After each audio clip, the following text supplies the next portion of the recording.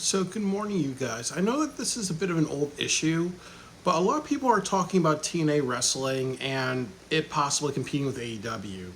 The story is that the CW or other networks are being talked to about getting a contract and putting, TNA wrestling on there on Wednesday to compete with All Elite Wrestling. And actually, I'm all for this because I do want TNA to be successful because that means more wrestlers are being paid. It allows competition and it allows everybody to bring out their best. Like quite honestly, with WWE doing shows the same weekends of AEW, it's gonna motivate AEW to do a lot better.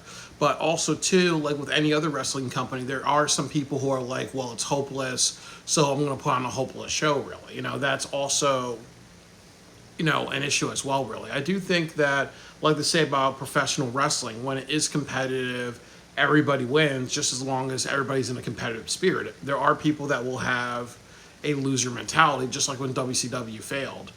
But I do want to talk a little bit more about, how there are some concerns about this. And my biggest concern is that TNA wrestling has nothing to offer. Because if you look at Slammiversary, the only good thing that ever came out of Slammiversary was the fact that they drew close to 8,000 people in New York City. And they totally fucked up a lot of things on that show. That first of all, if you draw 8,000 people, it's bad that you're going to a college campus for your biggest show of the year. And that thing, I think it's a 3,000 seat capacity, really. So it's almost like having SummerSlam at Wembley Stadium, and then you're going to have WrestleMania at Madison Square Garden, 2 months later. That just doesn't, that's a downgrade. The other issue is that you buried your entire roster when you had Trick Williams beat Mike Santana. If you had Mike Santana actually win, that would have boosted. If you announced that, and then the other issue is not announcing more the right matches for Bound for Glory. That, yes, you did the Dudleys versus the Hardys, but you could have done Leon Slater versus AJ Styles for the X Division Championship. That should have happened. Mike Santana should talk to the crowd and say, hey, you know what? I didn't win tonight, but it's not over, and I promise you, it's going to be me beating Trick Williams at Slammiversary. Then you can announce Sami Callihan saying, you know what, coming out and just saying, oh, you're not ready for that. We're going to have a match, really. So there's not a lot of, like, tie-ins to other matches or other storylines or whatever, really. And then I also will talk about, like, Tessa Blanchard. People are chanting, she's a racist, she's a racist. Do you want that to continue on television, really? Like, how are you going to get sponsors? How are you going to get, like, television time? Because even though, yes, there are controversial wrestlers in every company, you're not having people chant Don Callis is a creep, Don Callis is a creep, or you're not going to have people chant for controversial wrestlers like Randy Orton, who did a military draft. Their accusations that he did sexual harassment years ago, or there's some homophobia videos of AJ Styles calling people a faggot or whatever, really. So how does it look when you want to compete with AEW? And you have Tessa Blanchard, people are chanting she's a racist every single week. You would have to kind of like release her from her contract, because they should have done something a while back about it. So I think that that's the biggest issue, is that that Slammiversary showed that, yes, there is something there, but they have a lot of issues to work on. And when Mike Santana lost to Trick Williams, I remembered the old voice in my head, and the old voice said, same old TNA, because they always bury their own talent for other people. They don't know how to build people up, really, and they don't know how to say, okay, well, there's a lot of attention on us. Let's change scripts. Let's have Mike Santana win and go from there, really. You can even do Mike Santana versus Trick Williams, a rematch, or you can even do something like Leon Slater versus Mike Santana, or you have like a triple threat between them. If he wins, Leon Slater wins a certain amount of matches, he's allowed to do the option C something where he can face, really. So that's kind of been like the issue, is that they don't know how to capitalize on momentum. They make stupid choices, and the biggest stupid choice of TNA wrestling throughout its entire existence is if you are a WWE guy, you're ECW guy, you're WCW guy, and you tend to piss people off. Somehow you're the TNA champion over a TNA original that's hot and over, really. That's just where TNA Ochira Central said we're stuck on stupid, really. So if you're going to have a television show, are you going to continue that pattern? Is it going to be the Trick Williams show? Is it going to be everybody jobbing to Trick Williams? Is it going to be, are you going to do something? Are you going to imitate John Moxley and AEW and do a crappy, invasion angle? You're going to see, Trick Williams, a couple of people from the WWE roster that's in catering, The Undertaker and a few other people just keep on beating up TNA Town, so it feels like this is almost like, doing what people don't like, really. So I really think that that's the big issue, that I don't think TNA has the right roster, and I don't think that they have the right stories being told, and I also think that they continue a pattern of burying everybody. And I think the big thing that they're doing wrong is Bound for Glory. That you just had their pay-per-view Resurgence. You did something stupid. You had Sami Callihan retire on that show. That is extremely stupid. Unless he had health issues, he should have not retired. He should retire Bound for Glory. That makes sense. You should have done something like, announce Leon Slater versus AJ Styles at Resurgence and then have a match. You could have done like a career versus career match with Tessa Blanchard, versus, another wrestler, and then have Tessa Blanchard write out her contract and they get rid of her because you can't have people chant she's a racist. You could have done Santino Marella versus Mr. Iguana.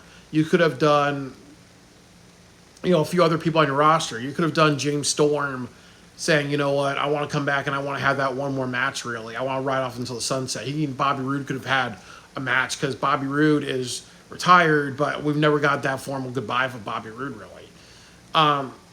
Eric Young, I don't know what the fuck he's doing, now he has a white beard. And then you're also doing, I forgot what he's called, but you're doing something called I don't remember his name. I think it's Cody Deaner or something like that.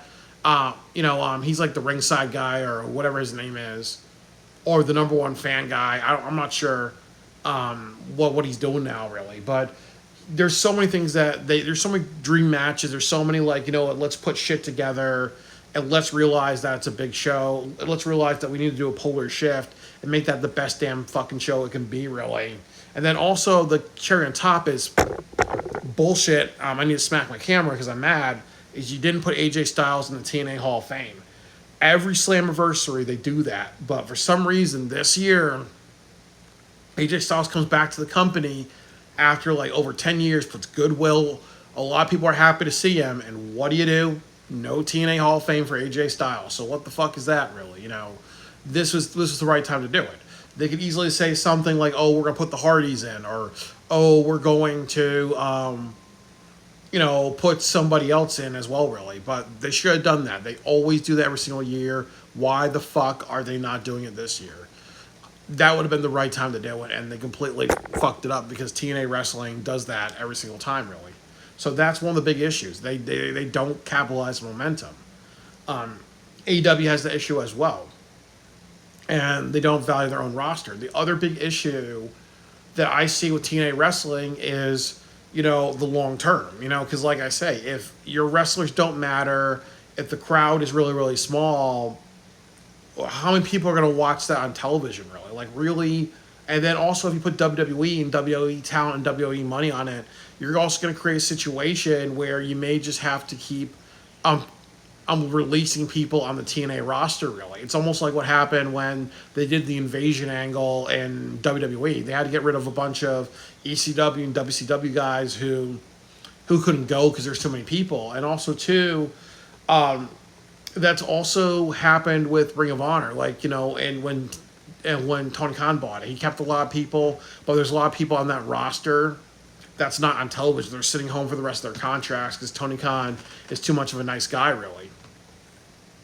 But it does get to the point you have to wonder, When we watch a professional wrestling company, we think about the stars really. When you think about TNA wrestling, you think about, Scott Steiner, Samoa Joe, Booker T, Sting, Kazarian, Christopher Daniels, AJ Styles, and the list goes so on and so on, really. The Knockouts division, Awesome Kong, One Dirty Bitch, Madison Rain, Beer Money, Team 3D. You think of all these people, really.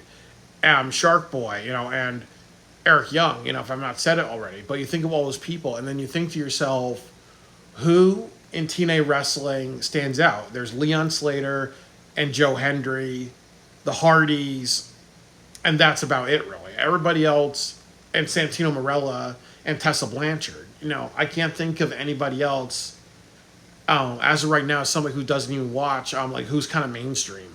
And then again, your most mainstream guy, Joe Hendry, got his ass kicked at WrestleMania in front of the biggest crowd ever for a TNA wrestling wrestler. The TNA champion go over at WrestleMania and job to Randy Orton. That's not a good look, really. So I do think it's a potential disaster. But as I said, if they get things right, if they say, okay, we have extra writers, we have extra producers in WWE, instead of firing them, we're going to build up TNA, we're going to make it better, we're going to compete with AEW, I want that to happen because it's going to motivate AEW to get better because they do have a lot of issues. Like I've said, I think with AEW, they announced that they beat NXT one time. They've not gotten over 1 million views in maybe almost 2 years. They sold out. No, they had 20,000 people at a baseball stadium where the max capacity was around 40,000 or 48,000. So, no, they had 27,000 in a 40,000 or 48,000 arena. So that's 60% full.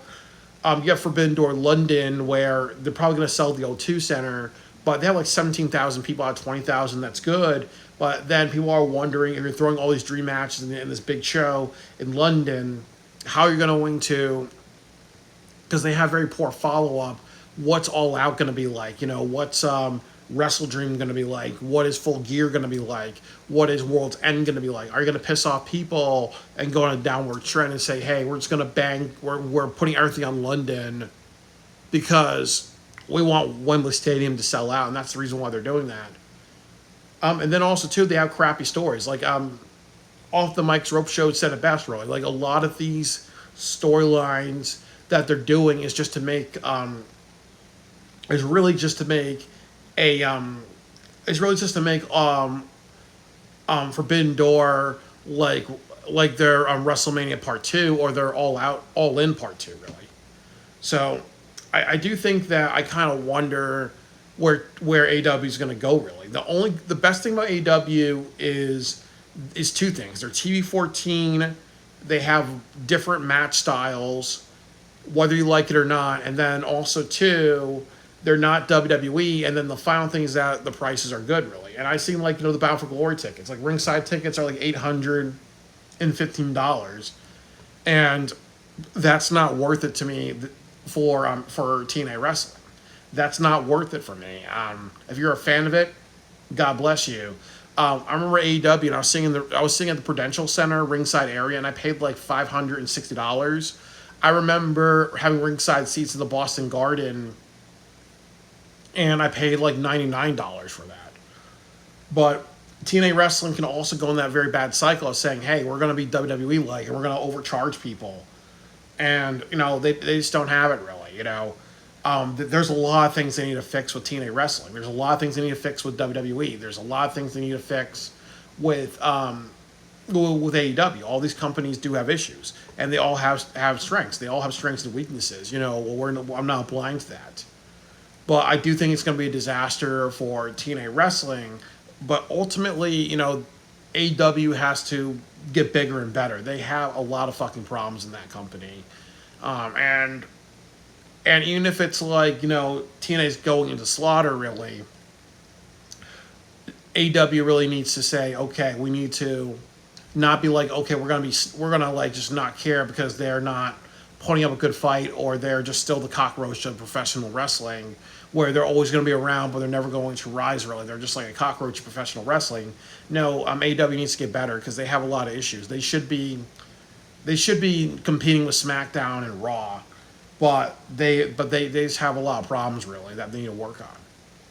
So it's definitely going to be very interesting. But I wish the best for TNA wrestling, and I think it's good to say that I acknowledge that they have a bunch of issues, and it's important to talk about that because that shows that I care. Because they can just like say, "Oh, okay, we can pick these things together," really.